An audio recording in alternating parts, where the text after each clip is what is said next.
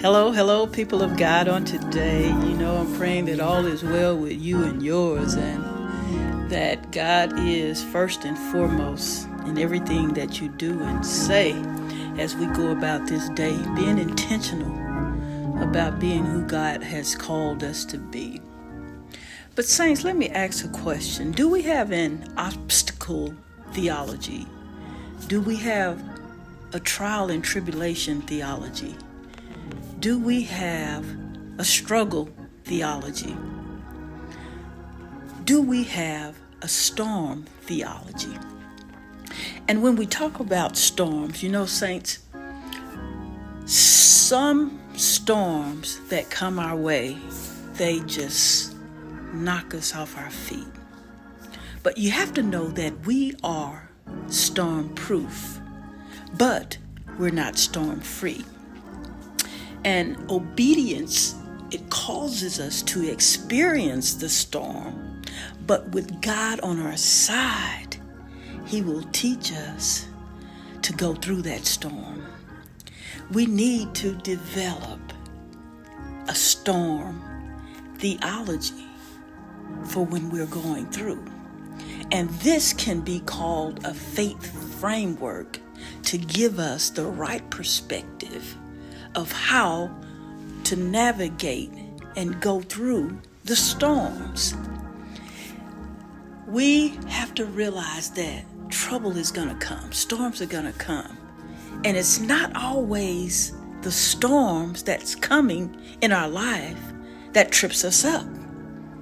But it's our perspective of the storm that we're going through. We have to have an understanding in this storm theology. The 3 T's of the storm theology. Storms are temporary. They only last, saints, for a little while. And then number 2, storms are teachers. Sometimes God ordains storms to teach us things that we would not have learned unless we actually went through it. The Word of God says it was good that I was afflicted. And then number 3, storms are a form of transportation.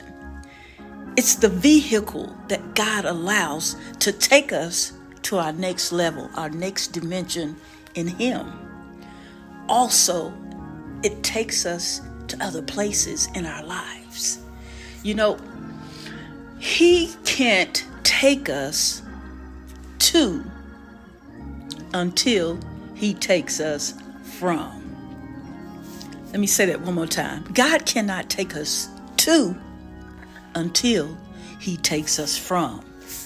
Our problems, our storms, our struggles, our circumstances and situations that are hard to bear, they are prerequisites for the promises. And we can tie this along with our spiritual growth, because there are 2 types of spiritual growth. One is active spiritual growth, where we actively are doing something. That means we are studying the Word of God. We are basking in His presence. We are praying. We are fasting, etc. But then number 2, passive spiritual growth. That's when we've been acted upon. That means something is being done to us. Those trials that hit us, and it's hitting us left and right for us to grow. God uses both of those spiritual types of growth to help us because of the pressure. But me personally, I would prefer the active growth, where I am about being in His presence, studying His Word, praying and fasting and doing those things that He's already called us to do, rather than God allowing so much stuff to come up against me that He knocks me down, and then that's when I am doing the things that I'm already supposed to do. But guess what? Like Paul said, the thorn in my flesh, he says, because it was a messenger of Satan to buffet him.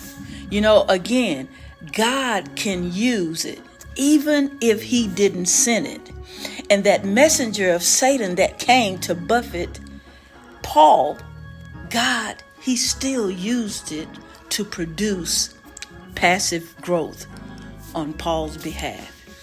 So saints, if you're going through a storm, if you're going through trials, if you're going through struggles, have the theology that you will learn from it.